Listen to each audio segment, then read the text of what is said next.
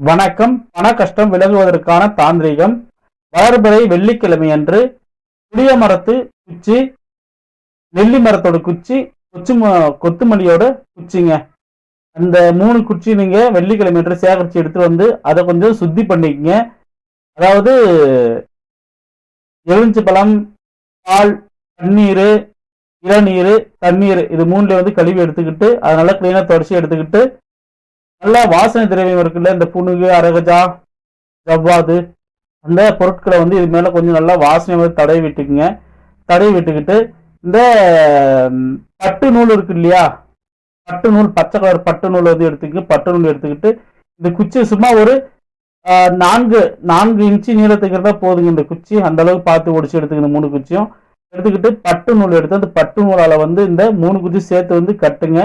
கட்டிட்டு என்ன செய்றீங்கன்னாக்க இந்த குச்சி கூட கொஞ்சம் பச்சை கற்பூரம், அதுக்கடுத்து கொஞ்சம் போல ஏலக்காய், கொஞ்சம் போல உப்பு, கல்லுப்பு, சரியா, இந்த பொருட்களை வந்து சேர்த்து இந்த ஒரு பச்சை பட்டு நூல் போட்டு இந்த குச்சி சுத்தி இருக்கீங்க. அந்த குச்சி கூட ஒரு பச்சை கலர் வஸ்திரம், அதாவது சின்ன ஒரு பிட்டு பட்டு துணி, பச்சை கலர் பட்டு துணி எடுத்து அது கூட பொதிஞ்சு இந்த பொருட்களை வந்து கட்டி மகாலட்சுமியோட படத்துக்கு முன்ன வெள்ளிக்கிழமை சாயங்காலம் இரவு நேரம் பூஜை பண்ணுவீங்களா மாலையில, அந்த டைம்ல இந்த மாதிரி கட்டி வச்சுக்கோங்க. கட்டி வச்சுக்கிட்டு நெய் விளக்கு போட்டு அம்மனுக்கு பூஜை வந்து செய்யுங்க. பூஜை செஞ்சுட்டு மனசார வேண்டிக்கிங்க. எனக்கு இருக்கக்கூடிய பண கஷ்டம் அனைத்துமே விலகணும், கடன் தொல்லைகள் விலகணும், பண பற்றாக்குறையாகப்பட்டது விலகணும், பண வருமானம் எனக்கு பெருகணும், அதுக்கு அருள் செய்யமான்னு சொல்லிட்டு நீங்க வேண்டுங்க.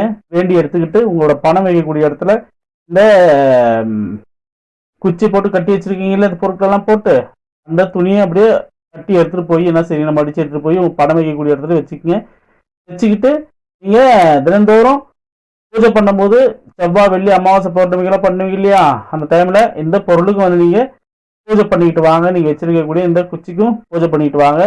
நாளடையே உங்களுக்கு பண கஷ்டமாகப்பட்டது விலகி பணமாகப்பட்டது சேரும்.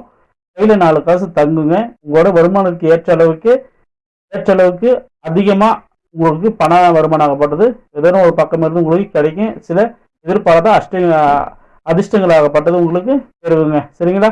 அதாவது தொகுப்பு பிடிச்சிருந்தா லைக் பண்ணுங்க, ஷேர் பண்ணுங்க, சப்ஸ்கிரைப் பண்ணுங்க. நன்றி, வணக்கம்.